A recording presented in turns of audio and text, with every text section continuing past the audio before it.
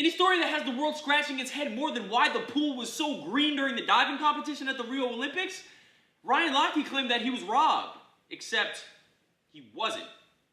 What do I mean? Well, just hear me out.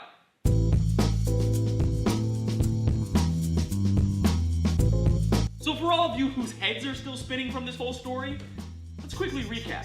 Early morning of Sunday, August 14th, news broke that Ryan Lochte and 3 other members of the U.S. swimming team, Gunnar Benz, Jack Conger, and Jimmy Fagan, were apparently robbed at gunpoint. Later on Sunday, August 14th, Ryan Lochte's mom confirms the news of the robbery to USA Today Sports. That's why it's sometimes better not to tell your mom everything. Except for you, Mom, I tell you everything. Initially, the IOC denies it, but changes their stance after the USOC later confirmed the story. Later on Sunday, August 14th, Lochte goes on the Today Show with Billy Bush to recount the supposed robbery, stating that at some point a man pulled out a gun, cocked it, and put it to his head, which he replied, whatever, and gave over his wallet. Days later, conflicting stories began to emerge. Wednesday, August 17th, a Brazilian judge orders the swimmers to surrender their passports. Gunnar Benz and Jack Conger were then pulled off of their flights back to the United States. Thursday, August 18th, Brazilian authorities present their side of the story, stating that the swimmers broke an outside bathroom door at a gas station and were confronted by an armed security guard. The group later struck a deal with the gas station manager and paid for the damages.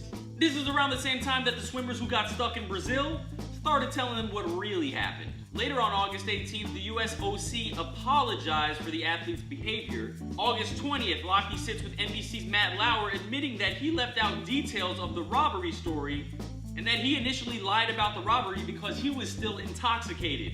And there you have it. Pretty easy to follow, right?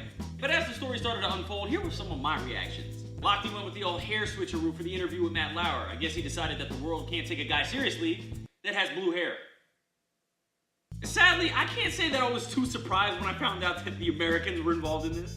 I mean, I'm pretty sure I know people that have probably done the same thing or worse. Lochte saying that he was drunk in that first interview with Billy Bush? Bro, why would you go on national television drunk? But then again, he was lying about everything so far, so he's probably lying about being drunk during that interview, so maybe he wasn't. If I was those other swimmers that got pulled off the plane by the Brazilian authorities, I would have been my pants. Jail in a foreign country? Oh, hell no. Meanwhile, Lochte's in the United States chilling in his underwear playing Halo, eating Cheetos and drinking Mountain Dew? Hell no. I mean, honestly, I kind of feel bad for Lochte. I mean, the dude sounds like he's been exposed to a little bit too much pool chlorine, if you know what I mean. I mean, he's basically the laughing stock of the world now. Can't be easy. I can almost guarantee you that Michael Phelps is somewhere at home laughing to himself, who's like, yeah, you guys all got mad because I had a picture with a bong. And all the Australian athletes that were actually robbed in Rio, we're probably all looking at Lochte like this. But now all 4 of the swimmers are back in the United States, and I can almost guarantee you that they will never party with Ryan Lochte again. But after hearing this story, I was like, you know what? Ryan Lochte's basically like that one guy in everybody's group of friends that you know you can't let drink too much, because if they do, they're guaranteed to do some dumb ass. So for the whole night, you try to like keep your distance enough that in case some actually goes down, you can like deny affiliation, but at the same time, like still trying to hang out in the same circle. And now people are all up in arms talking about Lochte should be banned from swimming for life. I don't know. Actually, I think a more fair punishment would be that on weekends that he has to volunteer at that gas station and clean the bathroom until the Tokyo Olympics comes around.